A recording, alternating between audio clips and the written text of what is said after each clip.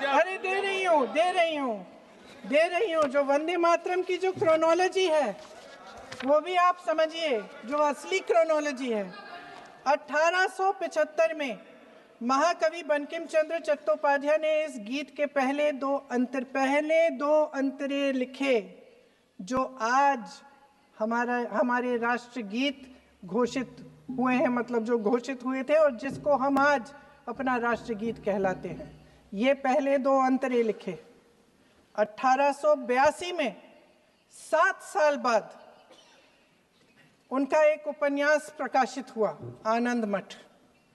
उस उपन्यास में यही कविता उन्होंने प्रकाशित की, लेकिन इसमें 4 अंतरे जोड़ दिए।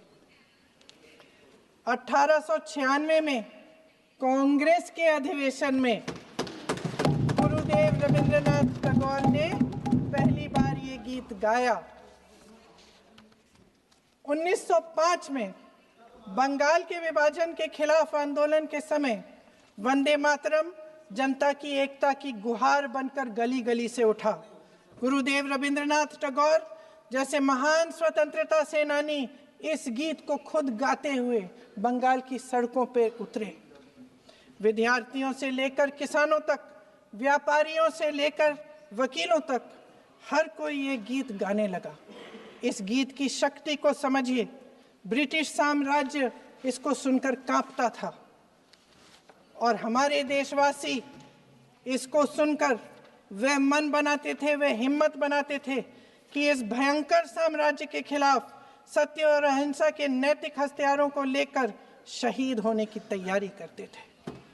ये गीत मातृभूमि के लिए मर मिटने की भावना को जगाता है।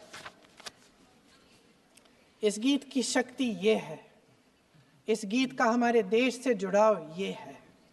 लेकिन 1930 के दशक में हमारे देश में जब सांप्रदायिक राजनीति उभरी, तब ये गीत विवादित होने लगा।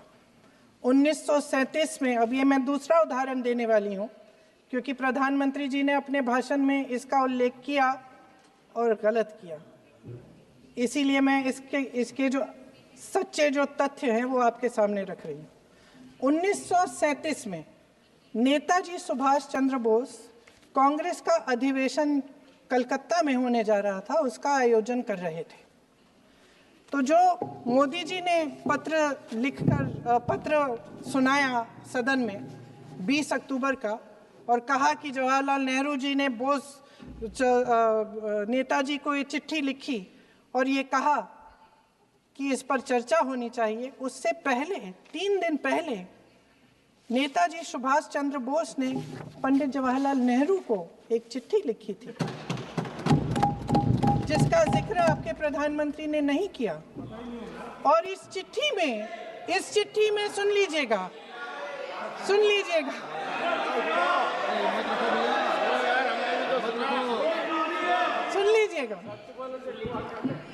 आप नेताजी के लफ्ज नहीं सुनना चाहते? बंगाल का चुनाव आ रहा है।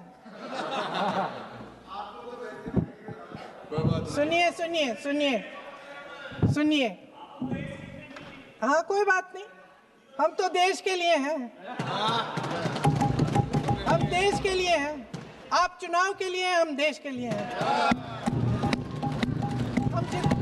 हम जितने भी चुनाव हारे, हम यहाँ बैठे रहेंगे और आपसे लड़ते रहेंगे और आपकी विचारधारा से लड़ते रहेंगे। अपने इस देश के लिए, अपनी इस मिट्टी के लिए लड़ते रहेंगे। आप हमें रोक नहीं सकते।